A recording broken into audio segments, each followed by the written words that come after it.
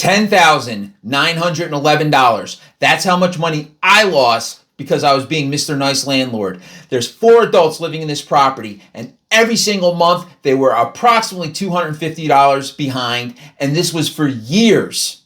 And I let it go on and on and on because I thought that they were trying. They were good people. And I sat down with them and I decided to give them a chance at $1,200 per month. This was before my screening processes were solidified and in place. They were genuinely trying, but with 4 adults, that's only $300 per month per person. They were constantly making payments every single week, but they were never able to get to that $1,200 per month. As the water bills came in, they were getting further and further behind. Internally, I justified being Mr. Nice Guy by saying, they're trying. They're doing the best they can.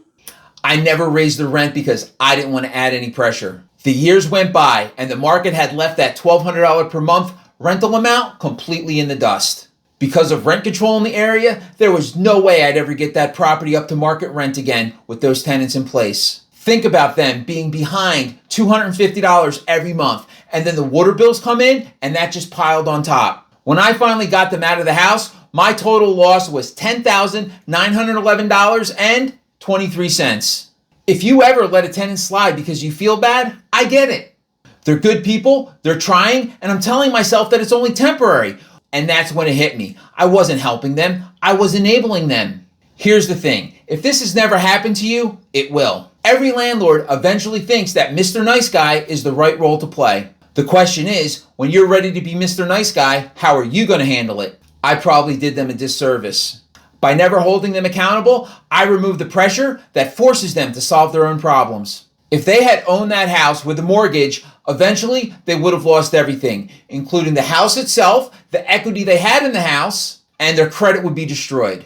By renting from me, they could string it along indefinitely, as long as I was being Mr. Nice Guy. Being Mr. Nice Guy, that didn't save them. It delayed the inevitable, and it ended up costing me a lot of money. Here's the lesson. I got taken advantage of because I was being Mr. Nice Guy. There is absolutely nothing wrong with holding someone accountable to do what they said they were going to do. Yes, sometimes a little grace, that's warranted, but in this case, I was just enabling them. I may not be the smartest guy in the room, but eventually I do learn from my mistakes. We have a system now that we follow that gives tenants a little bit of grace, but also holds them accountable. The rent is due on the 1st, late after the 5th, and that late fee, that's going to automatically post on the 6th. If we don't have a sizable payment by the 10th, on the 11th, we're going to be filing for an eviction. Filing is not about getting them out. It's about making rent a priority. Filing eviction has a magical way of turning a non-paying tenant into a paying tenant. Without this system in place, the tenants are going to be digging themselves deeper and deeper every single month at my expense. Having clear guidelines provides clarity to both me as the landlord and the tenant and prevents me from becoming Mr. Nice Guy. Being Mr. Nice Guy costs you money and enables your tenants to avoid their responsibility.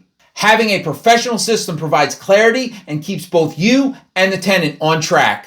I'd love to help you purchase your next property and set up all the systems to help you avoid all the mistakes that I've made. If you want my help, subscribe to my channel and consume all the content that I've put out. If you want to be on the fast track, reach out for a quick chat with Chatto over at chatwithchatto.com.